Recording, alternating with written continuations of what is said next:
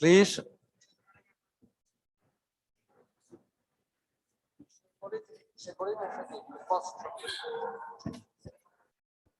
Good morning. I wanted to thank you for being here today. And of course, I would like to thank the German Embassy for giving us this great opportunity to have today as a guest, as a special guest, the Minister, Michale Roth. I tried to do it in the German way. And one of your colleagues is going to introduce him. And I hope that the debate that will follow his presentation will be very intense. And that's what the Minister expects, I hope. Thank you very much, Minister. And please start.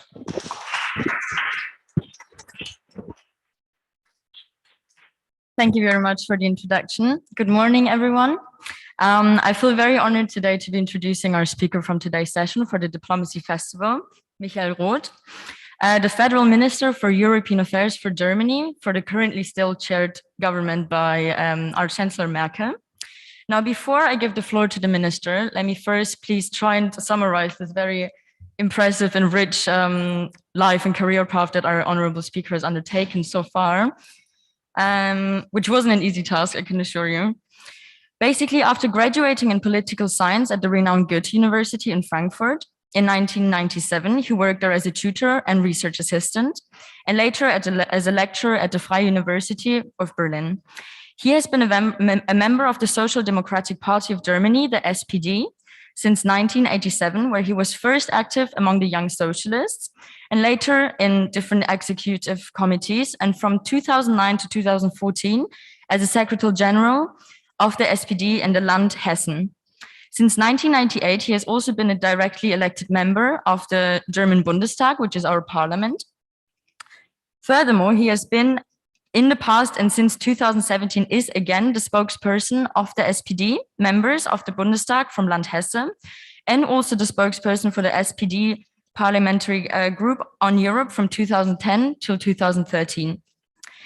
Finally, since December 2013, he has been a Minister of State for Europe at the Federal Foreign Office, and furthermore, since 2014, the Commissioner for Franco-German Cooperation. Besides all of that, he has also several memberships and functions in different groups, which are impossible to list in this limited time that I have to introduce them. I'll give examples though: the Protestant Church and the Institute for European Politics, and many, many more. Now, before I give the floor to our minister, I would kindly, if I may, ask you to limit your speech to about 20 minutes, so we have enough time for a very rich Q&A session afterwards. And therefore, on behalf of all second-year global governance students of Vergata, I would like to thank you for being here with us today. It's an honor for us, and the floor is yours if you're ready. Minister, thank you.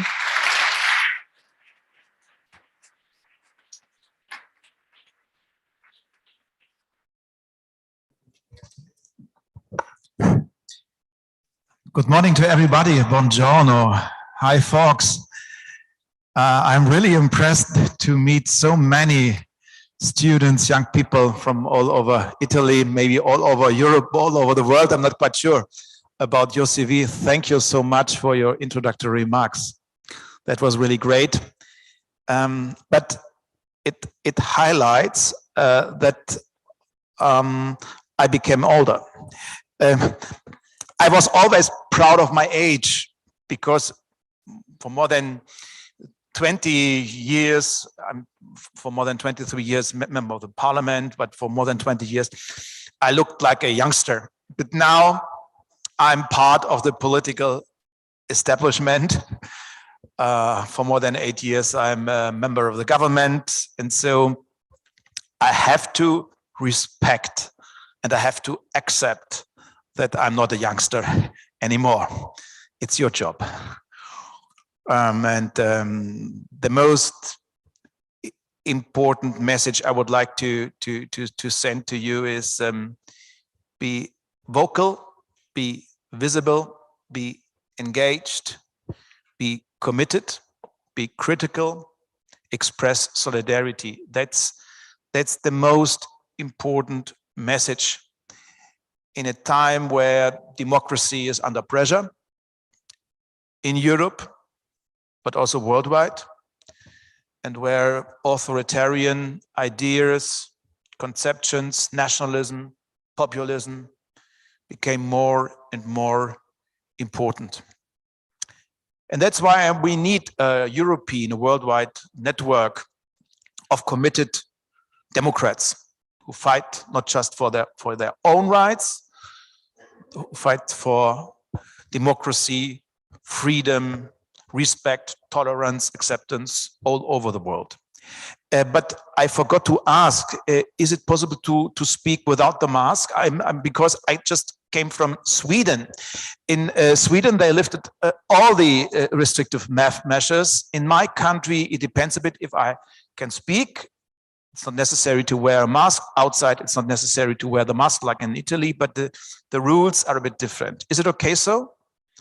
Okay, thank you so much. I'm here different, more in a listening mode. So it's not my idea and it's not my concept to deliver a very long monologue in order to convince you that Europe is the future. For sure, Europe is the future.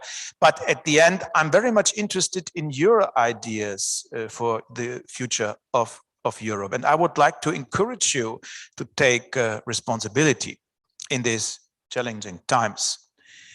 For me, in person, it's a very challenging times because after general elections, it's not quite sure which parties have the chance to form a government. But at the end, I would like to promise you that Germany will be led by a pro-European government. Our hearts beats for Europe. Sometimes we have different ambitions, but at the end, we would like to strengthen Europe. We would like to foster the European Union. But we count also on you, and we count on the close and reliable friendship between Italy and Germany.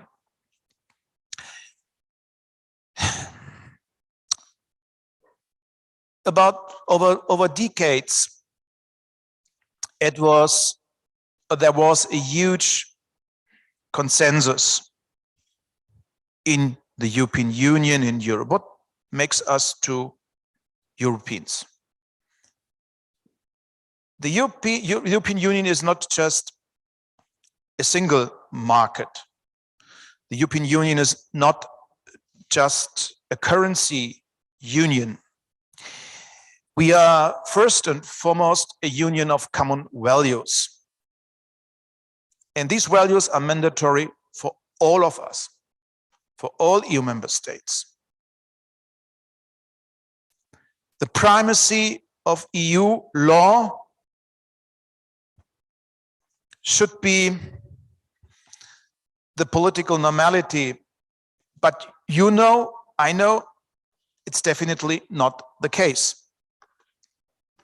And that's why we have to talk about the guiding principles in the European Union, about democracy, respect to minorities, to religious minorities, ethnic minorities, cultural minorities, sexual minorities. We have to talk about rule of law, the independence of judiciary, media pluralism, fight against corruption. That brings us together, and that's a commitment for all of us. But we know these values are under pressure outside the European Union. Some global actors like Russia, China, wants to divide us. And this is maybe the most toxic situation in our relations to countries outside the European Union. And that means we have to stand united and we have to speak with one single voice, and we have based on a comprehensive approach. Unity is key in these challenging times. On the other hand, you already know, inside the European Union, we have extremely controversial disputes about the rule of law. We have Article 7 procedures. We have decisions of the European Court with a clear message to protect the independence of judiciary in Poland, or the freedom of science in Hungary. But at the end, the nationalistic and the populistic ideas are extremely dominant. For more than 10 years, you made your own experiences with nationalistic and populistic parties, ideas, movements in Italy. And also we in Germany, that was very painful for us, make the experience with a nationalistic party in our parliament.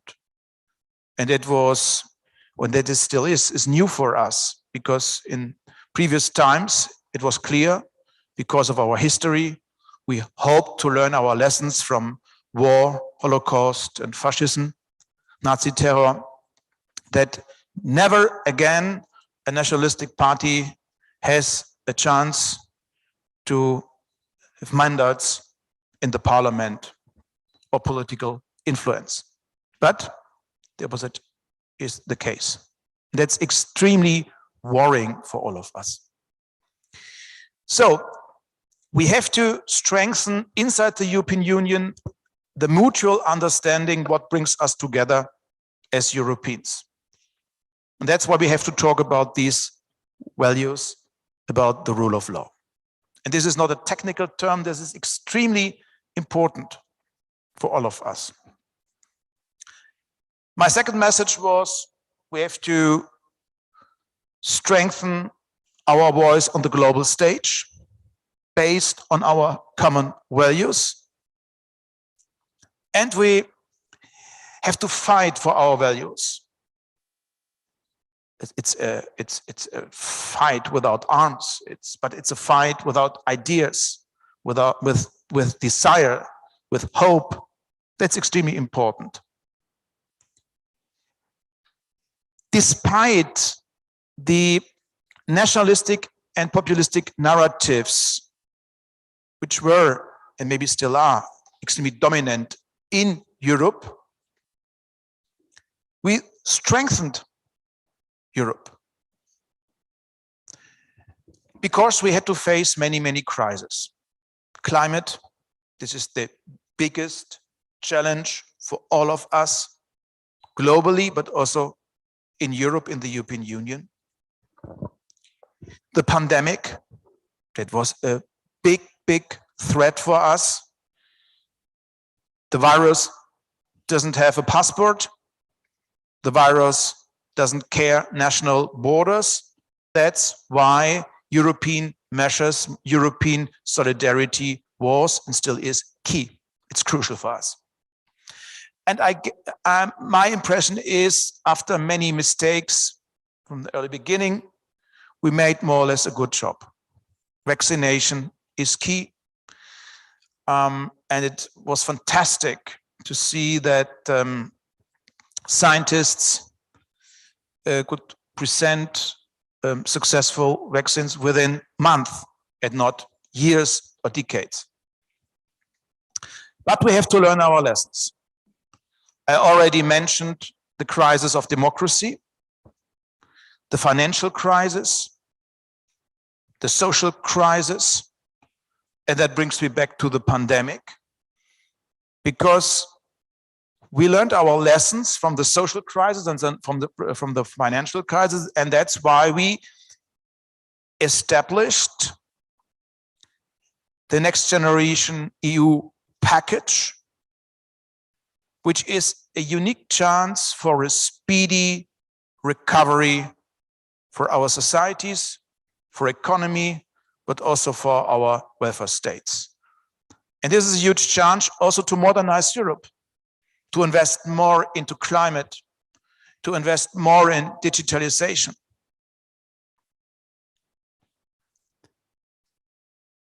And I hope that we have the chance to continue.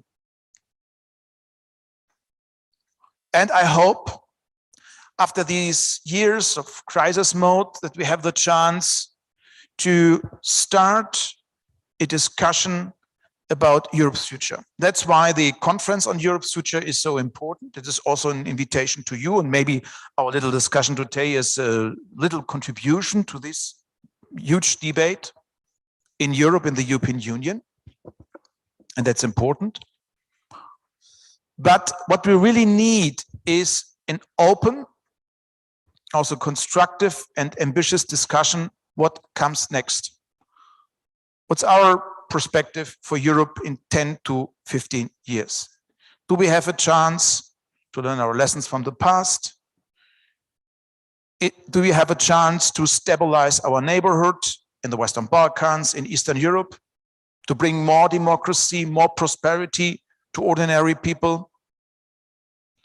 Do we have the chance to strengthen our democratic and liberal models, open societies, diverse societies? That's also a very important question you have to answer. And is it possible maybe to change the institutional basis for Europe? And my personal point of view is crystal clear. I'm a European federalist. I believe in a European Union with a federal structure. And it doesn't mean that we will destroy the Italian or the German or the French or the Polish traditions and cultures. This is definitely not the case. But if you would like to shape globalization in a social, sustainable, and democratic way, we have to strengthen Europe. But the people at the street, your neighbors, your friends, they have to feel that Europe is the answer, because Europe is a chance to protect everybody, to protect people from poverty, from terror, from pandemics, etc., etc.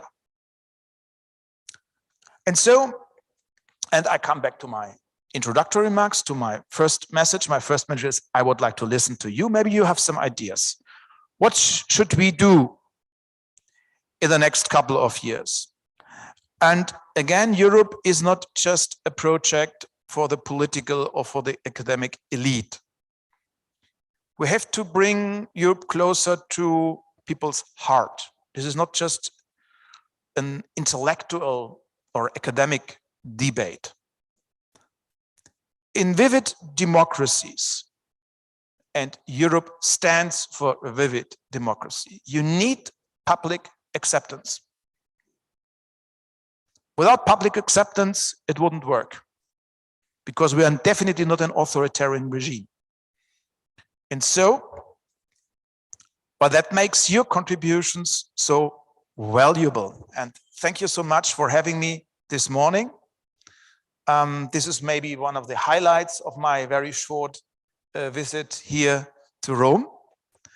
And that's why I very much appreciate your contributions. And I'm sure with your moderation, we will all together make an excellent job. Thank you so much.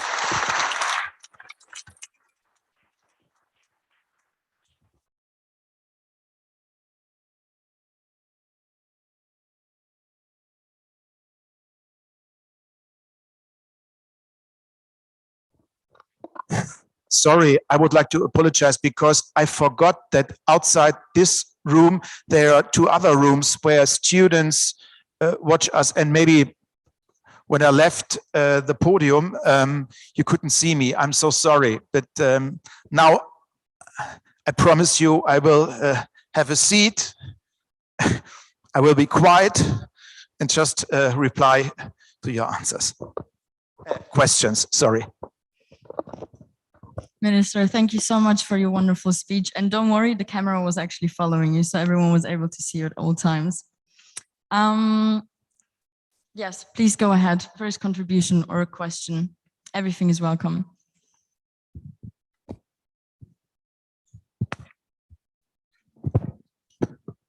Okay, seems to be working.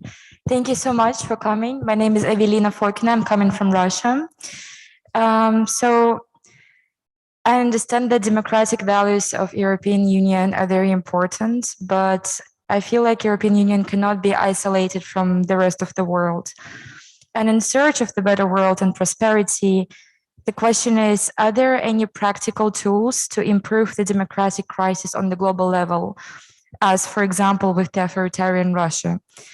I feel like in search of the best development of the European Union and specific countries per se, we forget that the country is not what makes us, what defines us. It's not the nation personally for me, but it's the fact that we're all human beings. And without being on the same level of prosperity, it's hard to reach the democratic values for everyone. Thank you. Minister, would you like to collect some questions? Perfect. Maristella, the floor is yours. Good morning. Thank you for your speech. I'm Maristella from Italy. And I was curious about the perception that young generation have about European Union in your country. And I also would like to ask you how, as a politician, you are able to convey this message in your field and through your work. Thank you very much.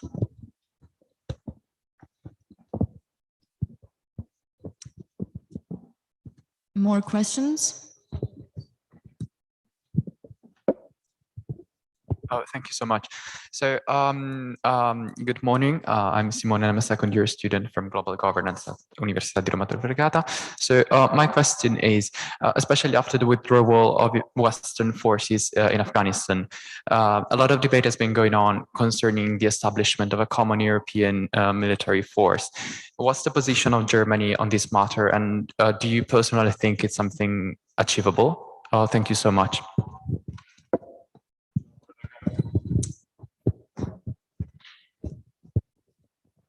Thank you so much for your speech, and I guess it is an honor for us to see you here today.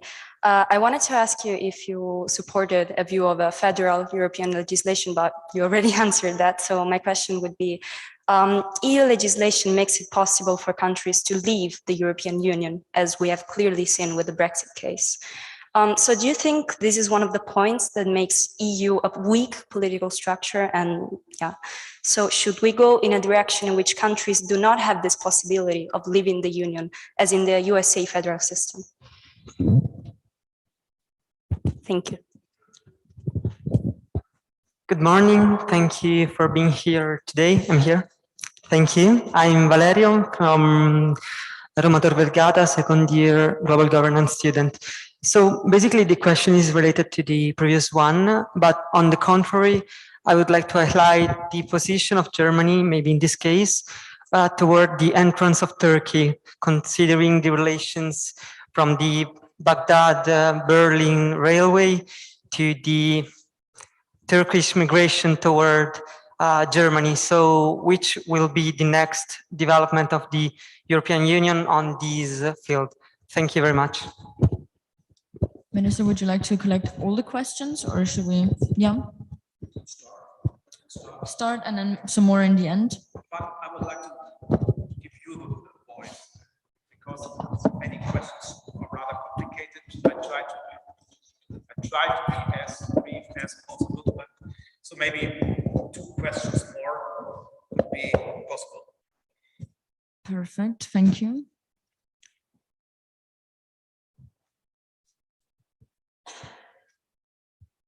Hello, my name is Agiz Jadal and I'm from Turkey and I'm second-year student of global governance. My question is, Istanbul Convention, which is women's right, protection of women's right, which is signed in Istanbul, and it is signed by European Union and plus 45 other countries. And now Turkey has been withdrawn with this convention. And unfortunately, in the Republic of Turkey, there aren't any women's right now. What is your own personal opinion about this?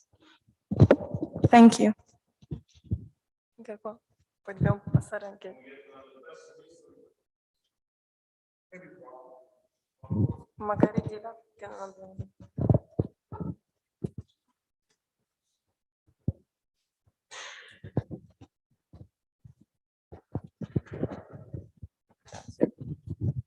Thank you very much, Your Excellency, for your speech. I'm Rani Al-Sarakbi from the second year of Global Governance.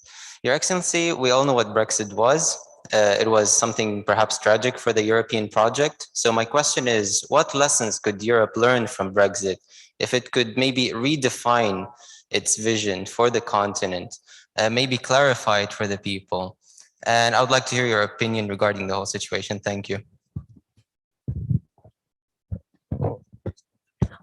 For the questions, everyone.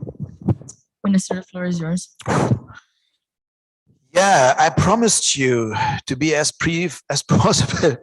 It's a hard job for me because you raised very important questions, and honestly, I'm not quite sure if I have convincing answers to all your questions. Quite often, I was thinking exactly about these ideas and issues you mentioned. I would like to start with the perception of young Germans. I'm rather sure that the perception of young Germans is extremely similar to the perception of young Italians or young French or young Polish or Spaniards, because you live in one Europe, a Europe without fences, walls, borders. That is the most fascinating idea of Europe, that this is a place where it's not important where we come from. It's a place where we can live in dignity and freedom and liberty. It may be the pandemic was a wake-up call for all of us, because it showed us the dark sides and the bitter sides of reality. Because the free movement was limited, and the restrictions in Italy were much more powerful than the restrictions we had to introduce in my home country, in Germany. So the young generation believes in freedom and liberty. And for many, many young people, it's rather normal to work and to study in different countries in the European Union. But there is one general problem. This is a social one. I'm really disappointed in a globalized economy that just a very small number of young employees have the chance to learn foreign languages, to live and to work in other European countries. It's more the privilege for the academic elite, for you. And it was also a privilege for me. And that means we need more mobility for all young people. That is, from my point of view, is a clear expectation. And for many, many, many young people, the European Union is the reality. It's not any longer a fascinating idea. For our grandparents' generation, it was fascinating, very emotional, because they made different experiences. War. They grew up maybe in authoritarian regimes. And now democracy, freedom is the normality. But we have to bring the young people together. That is my message. That is my hope for the near future. Not just the students, but also young employees from all over Europe, to give them the chance. Because if we work together, if we live together, sometimes if we love each other, this is the best instrument to combat stereotypes and cliches and prejudices. So let's love, let's work, let's live in one Europe.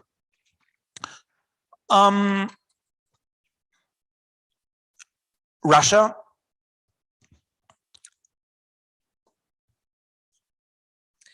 Yeah, Russia is one of the authoritarian regimes who tries every day to divide us with conspiracies, with threats. But Russia is one of the most important neighbors. And if I have, as a politician, I have problems or disputes with Russian politicians, with the Putin regime, it doesn't mean that we have to stop our communication. You, maybe as a Russian, you are very much welcome here in the European Union, because you have the privilege to learn in your everyday life what Europe really means. Far away from the Russian propaganda. So, in times of diplomatic and political crisis,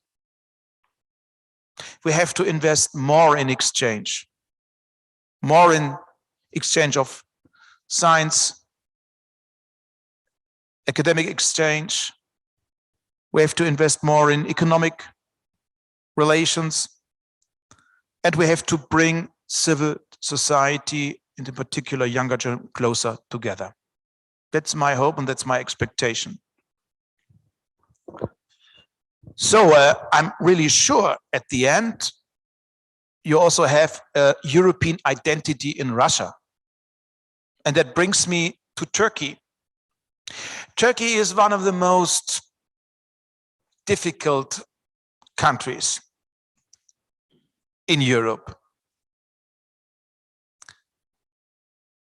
And it's a very, very special country for my home state, Germany. I'm not quite sure if you know that around about 4 million people in Germany have Turkish roots. So Turkey is not just a usual foreign country. No. Problems, conflicts, Disputes, controversies in Turkey are also, or almost, controversies on the domestic level in Germany.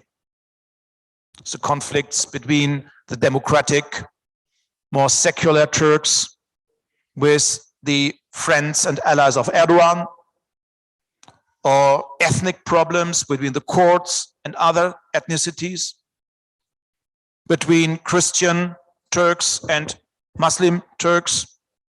And we all have to face these controversies in our municipalities in Germany. So Turkey is not an average country. I was full of hope 10 years ago, 15 years ago, when Turkey started a long journey towards the European Union to share our values. Erdogan, in his first term as Prime Minister of Turkey, he delivered. He brought Turkey closer to the European Union. And now the opposite is the case. There's a rise of authoritarianism. Rule of law, democracy, media pluralism is under pressure. It's a disaster.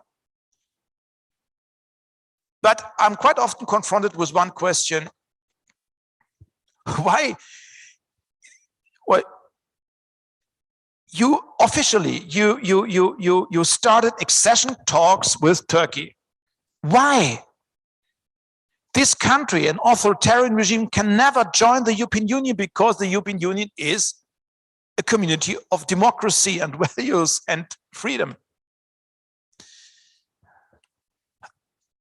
There are many doubts, and I shared my doubts with you. There's just one reason why I'm convinced it's not my job, it's not our job as community Europeans to close the door to Turkey. There's just one reason. And these reasons are millions of committed Europeans in Turkey. Turkish people who believe in our European values. They would like to share our values. They belong to us. And they need a clear signal of solidarity from Brussels, from Berlin, from Rome, from Madrid, from Warsaw. You belong to us. Your fight for democracy, your fight for freedom is our fight. You don't stand alone. That's the only reason why I disagree with my Austrian colleagues who are in favor of stopping the accession talks officially. The accession talks are more or less frozen. And there's another point I would like to share. Sorry, it's a bit complicated. This is the refugees situation. Despite all these controversies and all these concerns with respect to democracy and rule of law, Turkey is the home state for more than 4 million refugees and migrants. Thank you for that. I don't know a single European country which would accept 4 million people, refugees and migrants. So we have to support not Mr. Erdogan, but we have to support and assist the migrants and the refugees. And that's why we established the deal, the so-called deal between Turkey and the European Union. 6 billion euros, not for Mr. Erdogan, for this regime, to treat refugees in a better way. Jobs for refugees, healthcare for refugees, housing for refugees. And I'm convinced we have to continue. This is in our interest because we don't treat refugees in a really good way. It's a shame how we treat refugees in our countries. And migration and asylum as a global challenge is one of the weakest and most controversial points on our common agenda as Europeans. Afghanistan, just in a nutshell, was and still is a disaster. 59 German soldiers lost their life to protect stability and peace in this country. It was a big mistake. I hope we have the Chatham House rules. It was a big mistake of our American friends to say we will leave the country completely by the end of August. We promised to evacuate around 50,000 people, former employees for German army, for German diplomacy, for German institutions, and the most vulnerable people. Women who fight for democracy, for women's rights, journalists, diplomats, etc. People who are under pressure by the new Taliban regime. And it's extremely difficult to keep this promise to almost 50,000 people, because the circumstances for evacuation are extremely difficult. And for me, it was also shameful. My electorate and my constituency asked me one question: Michael, you're always talking about European security policy, about common foreign and security policy. Okay, we got it. The United States withdrew their troops from Afghanistan. But why is it not possible that the European Union safeguard the evacuation missions at the airport of Kabul? Is it impossible to send 5,000 soldiers from the European Union to the airport of Kabul to protect the people, to safeguard the evacuation missions? And my answer was, no, it's not possible. We failed. We are far away from a situation where European troops, a network of European capacities can protect people in such an extremely critical situation. But for me in Germany, it was an extremely important situation, because that was one of the main controversies in our general election. Brexit, first of all, we have to respect that a majority of British people voted for leaving the European Union. But at the end, the whole process was a tragedy. And I'm sure the citizens of the United Kingdom will pay a very high price for that. In everyday life, we see the consequences for the people. So the nationalists and populists all over Europe who were in favor of leaving the European Union became extremely quiet, because they had to take into account that leaving the European Union won't solve any problem, but it will produce new problems, new risks. And so the Brexit is not a role model. It's a role model for nothing. It's a role model if we follow nationalists and populists. They will not destroy others in the European. They will destroy and they will put pressure on their own nation, on their own citizens. That is the problem. At the end, not the Italians, not the Germans have to pay the price. The Brits have to pay the price for the Brexit. But in some member states, the European idea is not just an attractive one, a positive one. In Poland, for instance, that makes me extremely optimistic.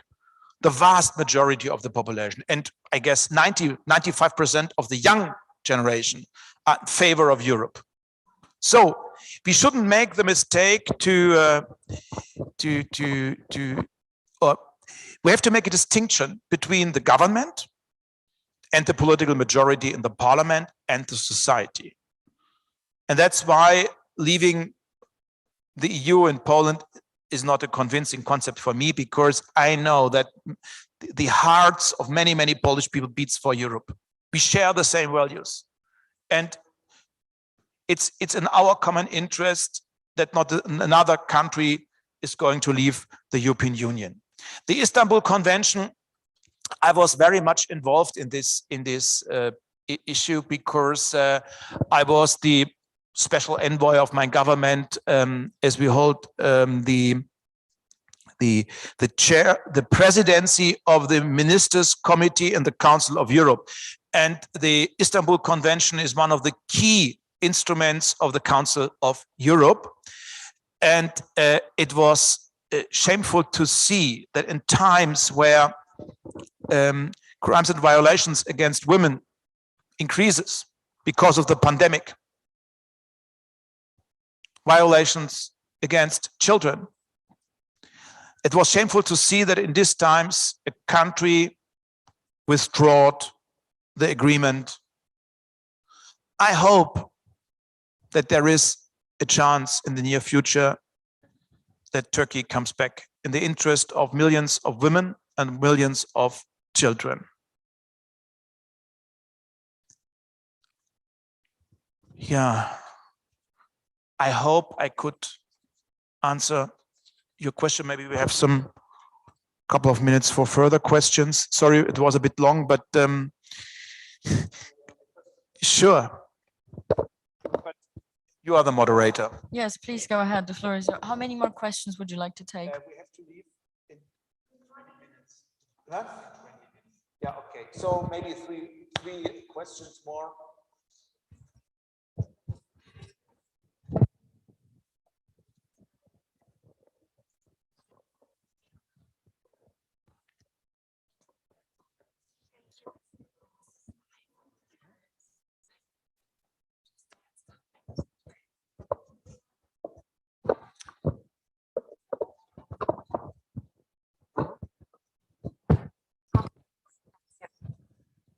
Good morning, I'm Oriana, GD2 from Italy, and you were saying that this kind of European identity is especially felt by university students, and I totally agree with this, because I think that a lot of people who don't go to university or older generations don't share this kind of European identity. So I think this is like the most important problem to be addressed in order to realize a real federal state. So I want to ask you, which kind of policies would you recommend to adopt in order to solve this issue and in order to involve these older generations and these young students that do not have access to higher education? And I also want to ask you, on a legal basis, which kinds of legal reforms we need in order to solve this lack of deficit or lack of democratic deficit of the European Union. Thank you very much. Good morning. My name is Michale. I'm from Germany. And my question is about Poland. Even though the population might be pro-European, the government has developed into a liberal democracy and limited, for example, abortion and LGBTQ rights. In your opinion, how should Europe react to this? And why is Europe not reacting stronger to this violation of European principles? Thank you. Thank you for your very insightful speech and answers. My name is Noor Samara. I'm a GG2 student from Jordan. My question to you is, since you are a federalist, I was wondering if the European Union was to ever become a federal state. Probably one of the hindrances would be the unamendable clauses in the European constitutions that state that the form of state is a republic. How can this hindrance be overcome? Thank you. Would you like to take more questions from the line, or is that probably we have to wrap it up? Just maybe one final question. I'm sorry. Okay. I am Cindy Vangela from Albania, and coming from a non-EU country, I wanted to ask about the opinion, your opinion, but also Germany's position and the whole Europe on the integration of the Balkans on the family union. Thank you. Thank you so much for your questions. I would like to start with our responsibility to the Western Balkan states. Since 2004, there is a clear EU perspective for all Western Balkan states, and it's very simple. We have to keep our promise. It's a merit-based procedure. European Union is a union of common values, and that means that these countries have to introduce and to establish a strong, reliable, efficient public administration, an efficient fight against corruption, regional cooperation, reconciliation in the region,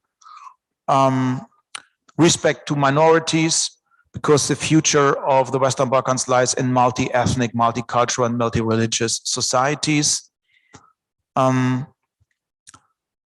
And it's in our common interest as Europeans that the Western Balkan states join the European Union as soon as possible. But it sounds very easy, but in practice, it's extremely complicated and extremely challenging for the people, but also for the European Union. I'm more than convinced that we have to speed up the negotiations. If we would accept a political vacuum in the region, other actors, authoritarian regimes will fill this vacuum.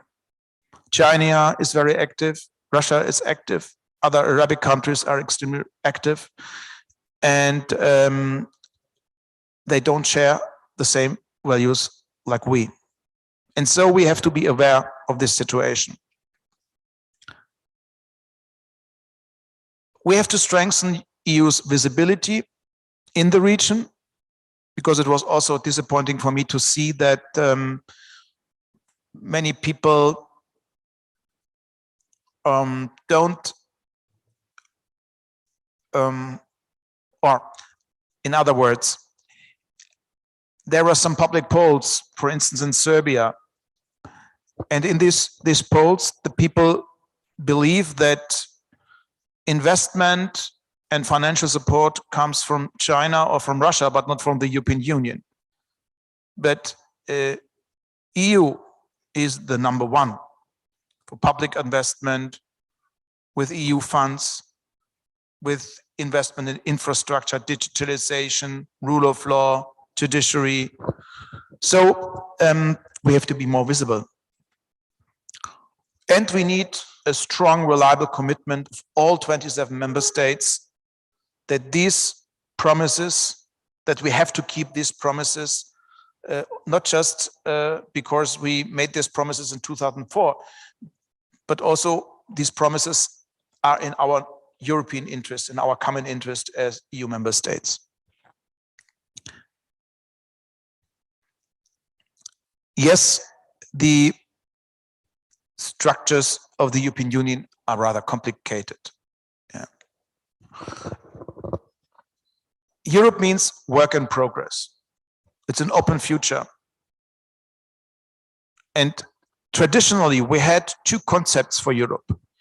This were more, the first concept was the concept of independent sovereign nation states who work together in Europe, but the nation states are the dominant actors.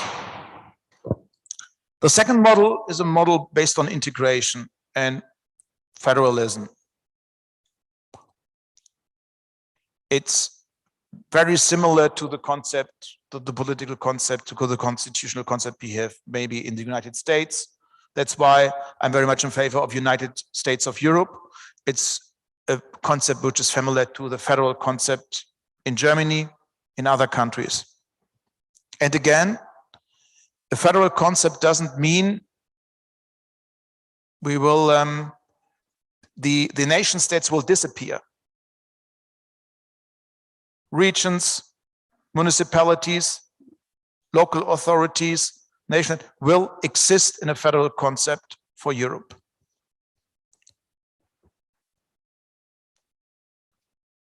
The biggest challenge for all of us is to combat the socio-economic, one of the biggest, we have two or three. The first one is climate. The second one is foreign and security policy, to speak with one single voice based on a comprehensive approach. I already mentioned it. The third one is to combat the socio-economic imbalances in the European Union. With the Maastricht Treaty, we established a currency union, which is a big step forward.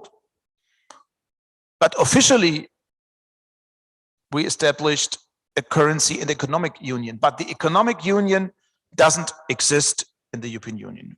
What we really need is a binding coordination between the Eurozone member states.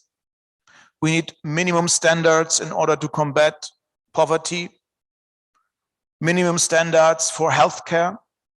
We don't want to harmonize our welfare systems, because the welfare system, the social insurance system in Spain and in Italy is totally different to the social insurance in Germany or in Hungary. But what we really need are minimum standards, or a framework for minimum wages in the European Union. That should be the next step. And I hope that this is one of the lessons we learn, to bring the people closer together. And if we would like to regain trust and confidence, we need a social union.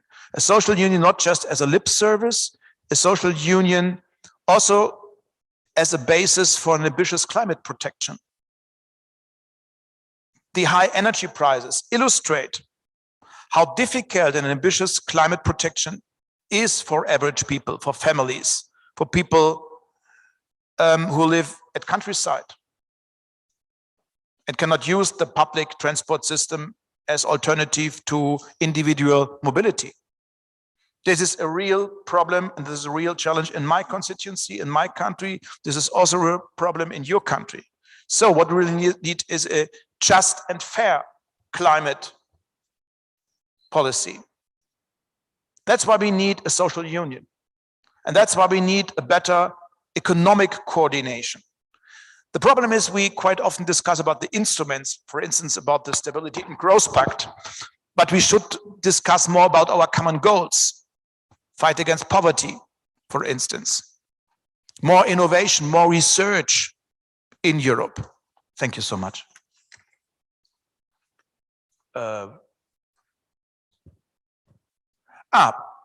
Poland.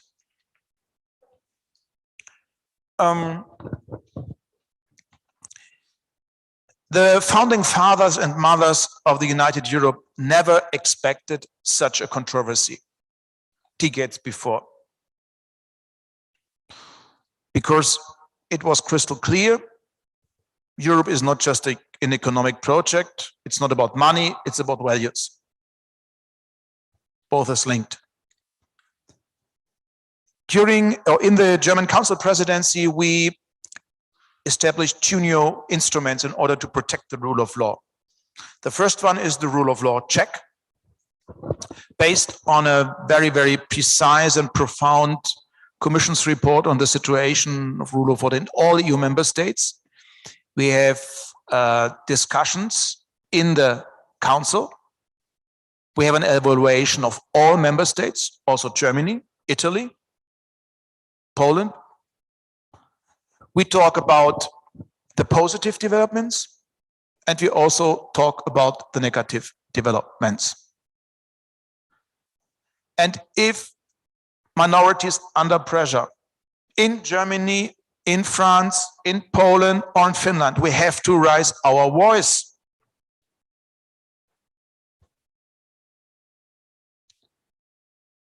LGBTI-free zones.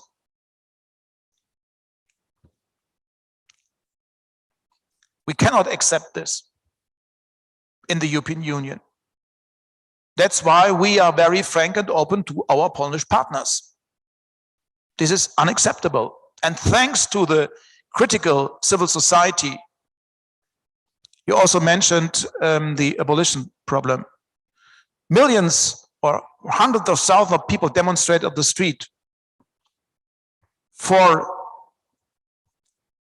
Europe's values, for freedom, for liberty, for equality.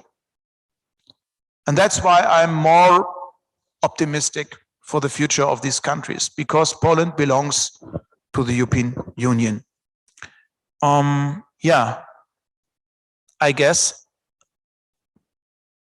that's it. I'm sure there are many other questions and topics we should discuss. That's why you should invite me maybe next year or so to continue our conversation. I wish you all the best and thank you so much. I very much appreciated our conversation, and please encourage your colleagues, your friends to take responsibility for Europe. We need you. We count on you. Thank you so much.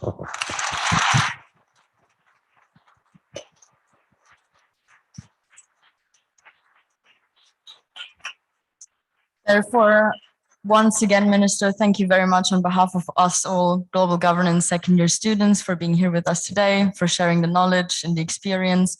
Thank you to everyone who helped organizing this event, and we hope to see you again very soon. Thank you very much. Take a picture with you, a selfie, maybe it works. Is it okay for you? I'm not as good in selfies. Come on, you should take the selfie.